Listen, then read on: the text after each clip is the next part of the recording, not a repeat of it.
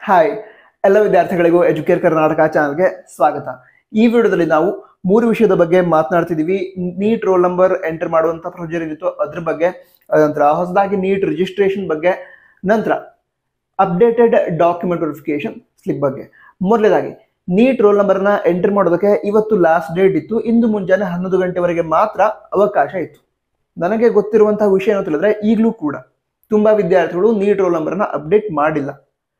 ನಿಮ್ಮಲ್ಲಿ ಯಾರ್ಯಾರು neat roll ನಂಬರ್ನ ಇದುವರೆಗೆ ಅಪ್ಡೇಟ್ ಮಾಡಿಲ್ಲ ಅವರು ಕಮೆಂಟ್ ಬಾಕ್ಸ್ ತಿಳಿಸಿ. ಇದಷ್ಟೇ ಅಲ್ಲ, ಯಾಕೆ ಅಪ್ಡೇಟ್ ಮಾಡಿಲ್ಲ ಅದನ್ನು ಕೂಡ ಒಮ್ಮೆ ಕಮೆಂಟ್ ಬಾಕ್ಸ್ ತಿಳಿಸಿ. ಬಟ್ ಕಮೆಂಟ್ ಬಾಕ್ಸ್ ಅಲ್ಲಿ ನೀವು ಕಮೆಂಟ್ ಮಾಡೋದ್ರಿಂದ ಅಷ್ಟು ಹೆಲ್ಪ್ ಆಗಲ್ಲ. ನಿಮ್ಗೆ ಹೆಲ್ಪ್ ಯಾವಾಗ ಆಗುತ್ತೆ ಅಂತ ಹೇಳಿದ್ರೆ, ನೀವು ಯಾವ ಪ್ರಾಬ್ಲಮ್ ಅನ್ನ ಫೇಸ್ ಮಾಡಿದ್ರಿ, ಯಾಕೆ ಅಪ್ಡೇಟ್ ಮಾಡಿಲ್ಲ ಇದನ್ನೊಮ್ಮೆ ಕೇದವರಿಗೆ ಕೂಡ ತಿಳಿಸಿ. ಅಂದ್ರೆ ಮೇಲ್ ಮಾಡಿ ಕೇದವರಿಗೆ, ಓಕೆನಾ. ಈ ರೀತಿ ಪ್ರಾಬ್ಲಮ್ ಆಯಿತು, ಅದಕ್ಕೋಸ್ಕರ ನೀಟ್ ರೋಲ್ ನಂಬರ್ನ ಅಪ್ಡೇಟ್ ಮಾಡೋದಕ್ಕೆ ಆಗಿಲ್ಲ, ನಮಗೆ ಮತ್ತೆ 1 ಅಥವಾ 2 ದಿನದ ಅವಕಾಶ ಕೊಡಿ ಅಂತ ಮೇಲ್ ಮಾಡಿ ಕೇದವರಿಗೆ. ಆವಾಗ ಕೇದವರು ಇದಕ್ಕೆ ರೆಸ್ಪಾಂಡ್ ಮಾಡ್ತಾರೆ. ಅಂದ್ರೆ ತುಂಬಾ ವಿದ್ಯಾರ್ಥಿಗಳು ರಿಕ್ವೆಸ್ಟ್ ಮಾಡ್ಕೊಂಡ್ರೆ ಮೇ ಬಿ ಅವರು ಡೇಟ್ ಎಕ್ಸ್ಟೆಂಡ್ ಮಾಡಿದ್ರು ಕೂಡ ಮಾಡಬಹುದು. ಅದಕ್ಕೋಸ್ಕರ ಯಾರು ಈ ಪ್ರಾಬ್ಲಮ್ ಅನ್ನ ಫೇಸ್ ಮಾಡ್ತಾ ಇದ್ದೀರಾ ಅವರು ಕೇದವರ ಗಮನಕ್ಕೆ ಈ ಪ್ರಾಬ್ಲಮ್ ಅನ್ನ ತೆಗೆದುಕೊಂಡು ಬನ್ನಿ. ಓಕೆ, ಅದಂದ್ರ ಮುಂದಿನ ವಿಷಯವನ್ನ ಹೇಳೋದಾದ್ರೆ, ಈಗ ನೀಟ್ಗೆ ಹೊಸದಾಗಿ ರಿಜಿಸ್ಟ್ರೇಷನ್ ಮಾಡ್ಕೊಳ್ಳೋದಕ್ಕೆ ಅವಕಾಶ ಕೊಟ್ಟಿದ್ದಾರೆ. ಹಾಗಂತ ಇದಕ್ಕೆ ಎಲ್ಲರೂ ಕೂಡ ರಿಜಿಸ್ಟ್ರೇಷನ್ ಮಾಡ್ಬೇಕಾ ಅಂತ ವಿದ್ಯಾರ್ಥಿಗಳು ಕೇಳ್ತಾ ಇದ್ರು.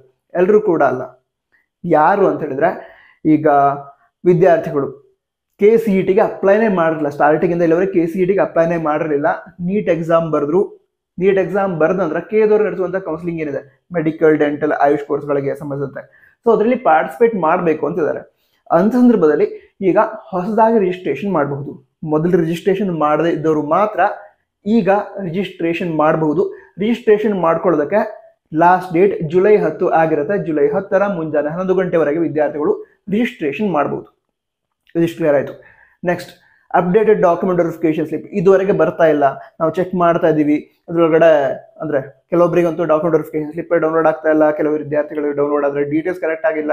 ಈ ರೀತಿ ಪ್ರಾಬ್ಲಮ್ಸ್ ಅನ್ನ ವಿದ್ಯಾರ್ಥಿಗಳು ಫೇಸ್ ಮಾಡ್ತಿದ್ದಾರೆ. ಟೆನ್ಷನ್ ಮಾಡ್ಕೊಳ್ಳೋ ಅವಶ್ಯಕತೆ ಇಲ್ಲ. ಈ ಆಪ್ಷನ್ ಎಂಟ್ರಿ ಪ್ರಾಸೆಸ್ ಏನಿದೆ, ಆ ಆಪ್ಷನ್ ಎಂಟ್ರಿ ಸ್ಟಾರ್ಟ್ ಆಗೋ ಮೊದಲು ಎಲ್ರಿಗೂ ಕೂಡ, ಅಂದ್ರೆ ಯಾರ್ಯಾರು ಡಾಕ್ಯುಮೆಂಟ್ ವೆರಿಫಿಕೇಶನ್ ಮಾಡಿಸಿದ್ದೀರಾ ಅಥವಾ ನಿಮಗೆ ಈ ಹಿಂದೆ ಕರೆಕ್ಟ್ ಆಗಿ ಡೀಟೇಲ್ಸ್ ಎಲ್ಲ ವೆರಿಫೈ ಆಗಿದೆ ಅಂತಹ ವಿದ್ಯಾರ್ಥಿಗಳಿಗೆ ಡಾಕ್ಯುಮೆಂಟ್ ವೆರಿಫಿಕೇಶನ್ ಸ್ಲಿಪ್ ಸಿಕ್ಕೇ ಸಿಗುತ್ತೆ.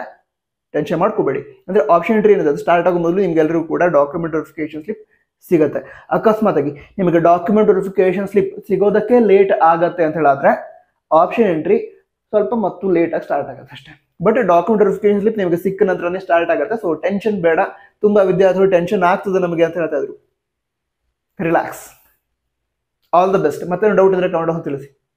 All the best. ಜೈ ಹಿಂದ್. ವಂದೇ ಮಾತರಂ.